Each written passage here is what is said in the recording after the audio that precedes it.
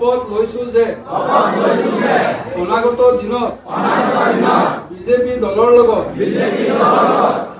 থাকিম আৰু দলৰ সকলো নীতি নিয়ম মানি চলিম। আজি আমি মানৱ ডেকা ডাঙৰীয়াক অনুৰোধ কৰিছো যে আমি বিগত দিনবোৰত বিজেপিৰ দলৰ লগত নাথাকি যি ভুল কৰিলো তাৰ আজি আমি ক্ষমা বিচাৰিছো।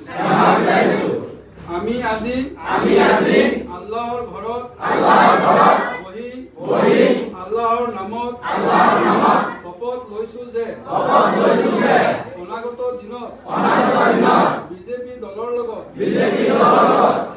থাকিম আৰু দলৰ সকলো নীতি নিয়ম মানি চলিম। মানৱ ডেকা জিন্দাবাদ।